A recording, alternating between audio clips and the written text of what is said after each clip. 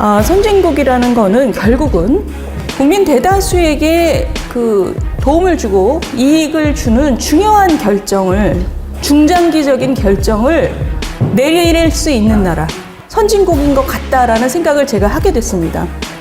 그 기준에 따르면 한국은 선진국인가라고 했을 때 아무런 망설임 없이 아니다이죠. 근데 그 구조개혁이라는 게 뭐냐면 우리가 지금 해야 되는 가장 중요한 중장기적인 결정의 하나입니다.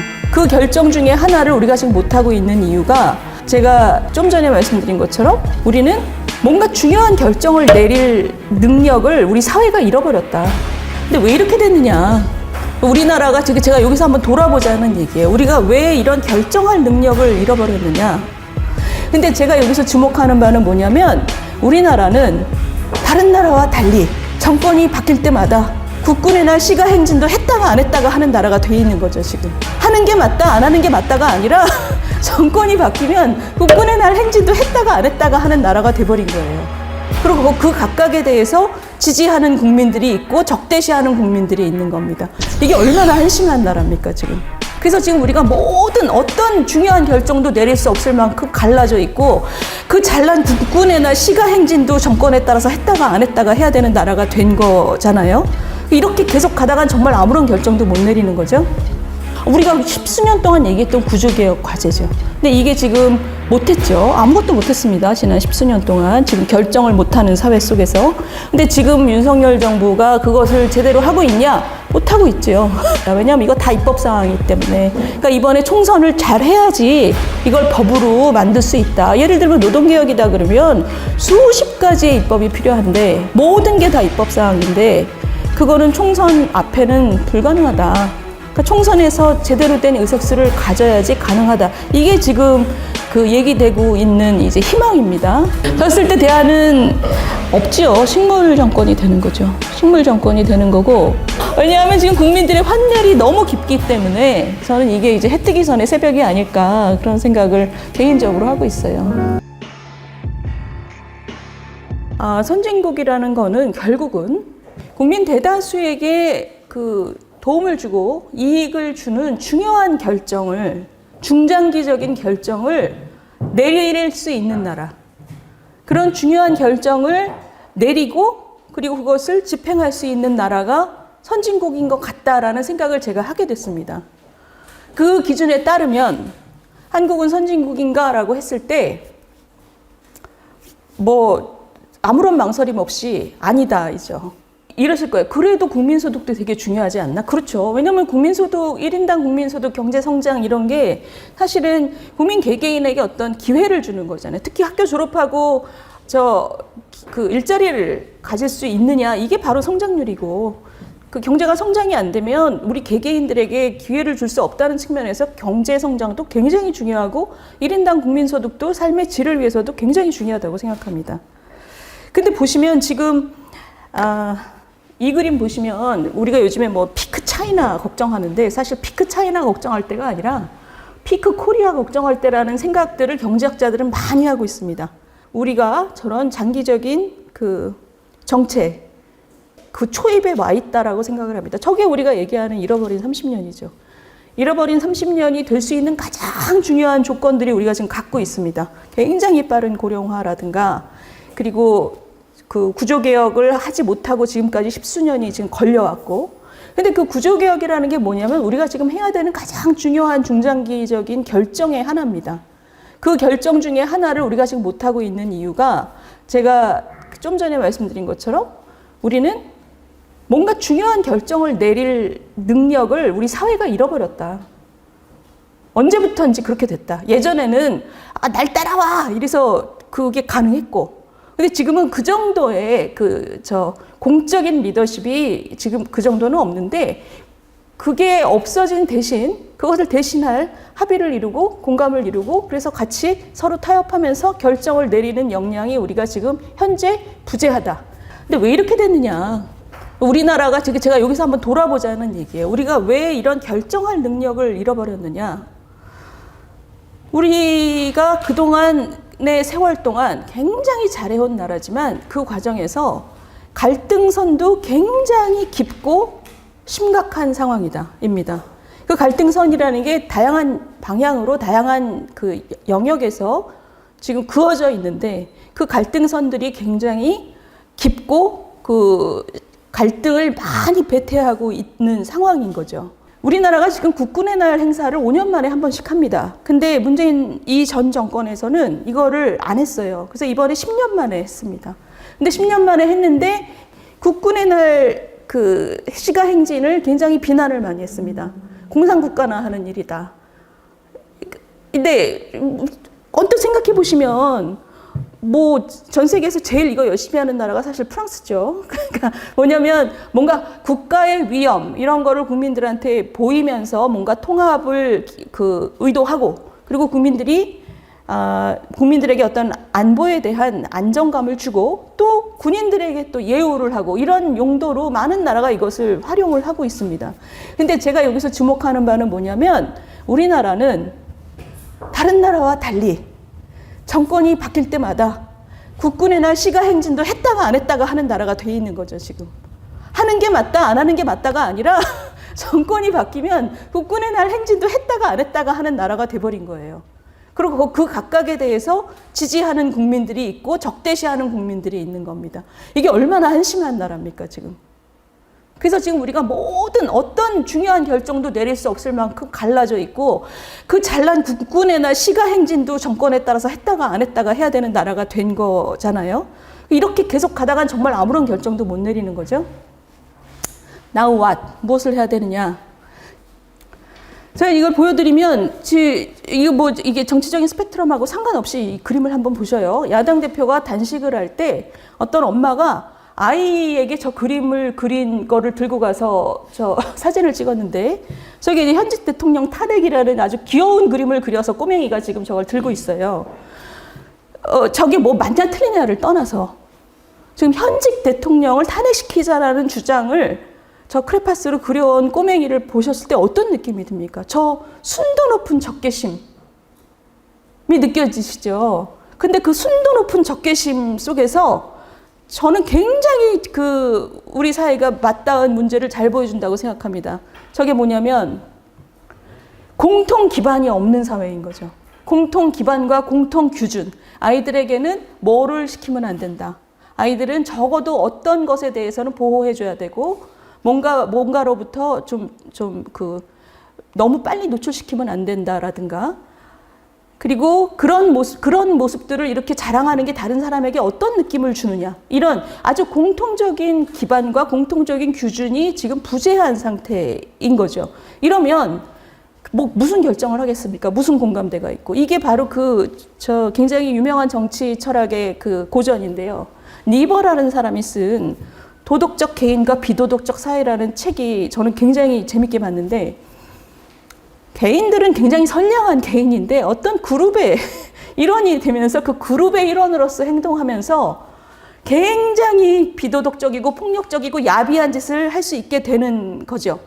그거는 뭐냐면 전체 그룹의 공통적인 규준이 약하고 그리고 그것이 자기 그룹의 굉장한 순도 높은 충성심으로 그것이 마치 내가 가질 수 있는 공적인 가치의 전부인 것처럼 인식할 때 그리고 상대방 그룹이 나에게 실제적인 위협이라고 생각할 때 그러니까 우리나라는 지금 많은 사람들이 상대방의 그룹 내가 산업화 과정에서 누락된 사람 성공하지 못한 사람 저 사람 기회를 잘 잡아서 나하고 이만큼 벌어진 사람 또는 저 사람들은 뭔가 이상한 이데올로기에 빠져 있는 사람 이런 식으로 그룹이 지어지면 이런 모습이 굉장히 다양한 영역에서 나타난다는 겁니다. 굉장히 야비한 그룹의 일원하고 굉장히 선량한 그냥 동네 아줌마 아저씨들하고 그 얼굴이 같은 얼굴이라는 거죠. 사실 다른 어케이전에 다르게 나타날 뿐이지. 제가 아까 처음으로 돌아가자면 우리에게 앞에 지금 우리가 잃어버린 30년 그리고 사람들에게 기회를 줄 수 있는 어떤 경제적인 그 발전도 지금 멈춰설 위험이 너무나 많이 느껴지는 상황이고 그리고 사람들의 마음의 힘이라는 측면에서도 지금 위태위태하다. 다른 나라보다 훨씬 위태위태하다. 그 모든 것이 이런 압축 성장의 비용으로서 굉장히 깊고 강한 갈등선을 우리가 그동안 건너지 못했고 완화하지 못한 것에 지금 현상인데 앞으로도 계속 이러지 않으려면 어떻게 해야 되느냐? 일단은 어떻게 해서든 공통의 기준과 공통의 기반을 만들어야죠.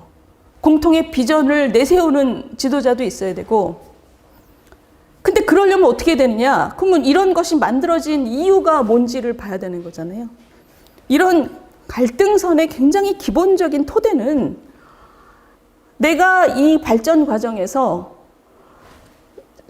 내가 그 혜택받지 못한, 그리고 내가 자긍심을 잃어버리는 과정이었다고 느끼는 사람들이 각 계층에서 존재한다는 겁니다. 이게 우리나라는 아주 하이 클래스가 있지만 그 바로 밑에 차상 클래스도 굉장한 불만을 갖고 있습니다. 우리나라에 보통 얘기하는 강남좌파 이런 그룹들도 굉장한 사회적인 불만을 많이 갖고 있어요. 맨 위층, 그 다음 층, 그 다음 층, 그 다음 층 그랬을 때 이게 전체가 굉장히 유동적인 구조를 유지하지 못하면 이게 경직화되는 순간 그 불만의 그 갈등선이 굉장히 심해지죠. 근데 그 갈등선을 좀 흐릿하게 만들어주는 이것의 움직임을 위로 갔다 아래로 갔다 하는 이 움직임을 그 활발하게 만들어줘야 되는 게 가장 중요한 과제입니다. 그래서 우리나라에서 가장 중요한 갈등선을 완화시켜야 된다는 거죠. 그리고 플러스 저는 절제가 필요하다고. 저는 세상이 지금 달라진 건 뭐냐면 뭐 정권을 잡으면 내가 CEO가 되면 무슨 일이 있어도 내 뜻대로 할 수 있다라고 하는 태도가 이제 더 이상 우리나라에는 지속되면 안 된다고 생각합니다.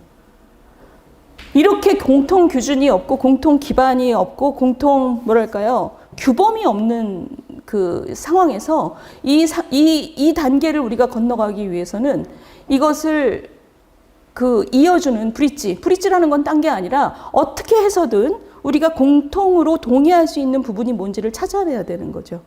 그 찾아내려면 왕도가 어디 있겠습니까? 소통과 타협이죠. 4만 불인데 3만 몇천 불인데 4만 불, 5만 불 넘어갈 수 있는 계기를 좀 만들 수 있을까?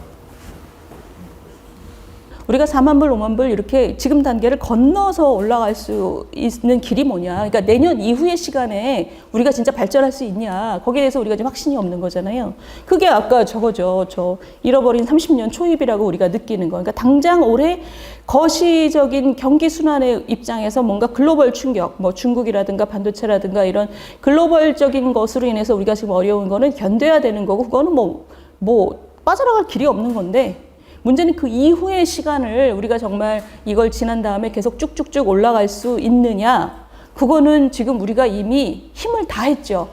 체질이 이미 굉장히 나빠졌지 않습니까? 이 어마어마한 빠른 속도의 고령화에다가 교육도 지금 우리가 봤을 때 글로벌리 경쟁력이 있는 사람들 또는 글로벌로 가기도 전에 어떤 사회 통합을 이루면서 서로에게 공감하고 뭔가 타협하고 소통하는 사람들을 길러낼 수 있느냐 하면 아니오시다잖아요. 우리가 예전에 받았던 그 교육하고 비슷하고, 우리가 지금 말씀하신 것처럼 저런 잃어버린 30년을 떨쳐내고 위로 올라가기 위해서는 왕도가 없어요. 개별을 인적 자원을 확대하고 그 개별의 사람들을 역량을 잘 키워내서 그 사람들이 그 경제 구조 안에서 마음껏 뛰놀도록 제도를 만들어주고, 그게 노동개혁이고, 그리고 큰 걱정 안 하고 젊은 시절에 잘 활동하려면 연금을 비롯한 사회복지체제를 잘 정비해서 빵꾸 안 나게 하고, 이게 지금 우리가 십수년 동안 얘기했던 구조개혁 과제죠. 근데 이게 지금 못했죠. 아무것도 못했습니다. 지난 십수년 동안. 지금 결정을 못하는 사회 속에서.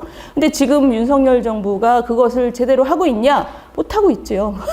못하고 있는데 그것에 대한 핑계는 지금 정치구조상 불가능하다. 왜냐하면 이거 다 입법사항이기 때문에. 그러니까 이번에 총선을 잘 해야지 이걸 법으로 만들 수 있다. 예를 들면 노동개혁이다 그러면 수십 가지의 입법이 필요한데 모든 게 다 입법사항인데 그거는 총선 앞에는 불가능하다. 그러니까 총선에서 제대로 된 의석수를 가져야지 가능하다. 이게 지금 얘기되고 있는 이제 희망입니다. 지금 궁금한 게 총선에서 지면 어떡할 거예요? 졌을 때 대안이 있나?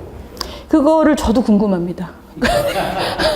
졌을 때 대안은 없지요. 식물 정권이 되는 거죠. 식물 정권이 되는 거고, 아주 냉정하게 얘기하자면 지난 한 10몇 년 동안 우리가 되게 그 국뽕에 취해가지고 할 일을 안 한 거죠.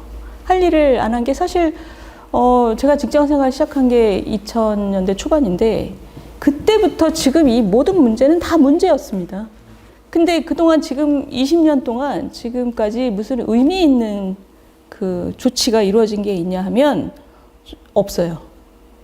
근데 그 와중에도 계속 뭐 반도체 잘 팔고 한류 막 잘 나가고 뭐만 있으면 K 뭐 하면서 우리가 위기의식을 못 갖고 있었던 거죠. 근데 지금 이번에 보면 그 뭔가 이 반도체 잘 안 팔리고 중국이 저렇게 잘 회복이 안 되니까 우리 경제에 어마어마한 충격이 지금 오고 있잖아요. 아, 우리가 그동안 게을리한 것들이 굉장히 많구나라는 게 지금 막 느껴지고 있는 거죠. 제가 좀 비판적인 얘기를 하자면 경제 정책, 특히 금융 사이드만을 봐도 언행이 일치하지 않는 게 너무 많아요. 예를 들면 우리 그 대통령께서 자유, 경쟁, 자율 이거를 캐치프레이즈를 많이 하셨는데 엄청난 인사개혁을 하고 있습니다. 그러니까 이게 그야말로 말 다르고 행동 다른 전형적인 게 금융 지주회사 인사 그리고 그 공공기관 공사 이런 그 인사에 아주 깊숙이 개입하죠. 역대 정권이 다 했죠. 그래서 우리 왜 굉장히 꼴보기 싫은 장면들이 자꾸 벌어지잖아요. 정권 바뀌었는데 왜 안 나가 이러면서 막 감사 나가고 근데 또 안 나가려고 알박이 인사까지 하고 그러니까 이 정권 끝났는데 인수위 기관에 막 알박이 인사를 하고 막 이러잖아요. 그 너무나 추잡한 꼴이 지금 다 벌어지는 거예요. 왜냐하면 이게 그 생계형들이 굉장히 많은 거죠. 근데 저거를 꼭 가져야 된다라고 그래서 먹고 살겠다라는 사람들이 수천 명이 이제 캠프 인사 중에 많은 거고 그 사람들을 돌격병으로 이용해야지 내가 뭘 할 수 있다라고 생각하는 그룹이 또 있는 거고. 근데 지금 그 말씀은 이 단계를 어떻게 넘어가느냐 그러면 사실 길은 하나밖에 없어요. 길은 그 많은 그 음으로 양으로 행사하는 인사권을 어떤 식으로 뭐가 여건이냐 미국 같은 경우에 미리 정해 놓잖아요. 이 중에서 정권이 바뀔 때마다 그 정권이 인사하는 그 직을 아주 세세하게 다 적어 놓습니다. 그걸 이제 플럼북이라고 하죠. 그래서 정말 정권하고 생각을 맞춰서 해야 되는 자리들을 쭉 적어 놓고 그 나머지는 개입하지 마라가 되는 거죠. 거기에 대해서 동의를 해야 돼요. 근데 이게 아주 그냥 도의적으로 앞으로 그냥 우리 서로 착하게 살자 이러면은 어려운데 이거는 사실 법제화하기 딱 되는 거거든요. 자, 우리 모여 앉아서 진짜 정권과 철학을 같이 하는 사람들이 가야 되는 자리를 쭉 리스트업을 하자. 그래서 우리 코리안 플럼북을 만들자. 그리고 그 플럼북 외의 것은 임기와 그 나름의 인사 그 프로세스가 있지 않습니까? 뭐 인사 추천위원회라든가 거기다 완전히 맡긴다. 이거는 사실 지금 법으로 나와 있어요. 법안으로. 근데 거기에 지금 합의를 안 하는 거죠. 그러니까 이게 자기 기득권부터 포기하면서 상대편하고 같이 앉아서 얘기를 해야 됩니다. 다 같이 무릎을 맞대고 앉아서 우리 이러다가 진짜 나라가 망한 거 알지? 내가 지금 힘을 가졌지만 내가 먼저 이거를 부분적으로 포기할 테니까 이걸 법을 만들자라고 해야지 저는 이 프로세스가 시작이 된다고 생각해요. 근데 이제 거기까지 그게 언제 오느냐. 그게 제가 이제 제 최대한의 희망은 이 다음에는 오지 않을까 지금. 교수님 말도 안 되는 한 얘기 하지 말라고. 왜냐하면 지금 국민들의 환멸이 너무 깊기 때문에 저는 이게 이제 해 뜨기 전에 새벽이 아닐까 그런 생각을 개인적으로 하고 있어요.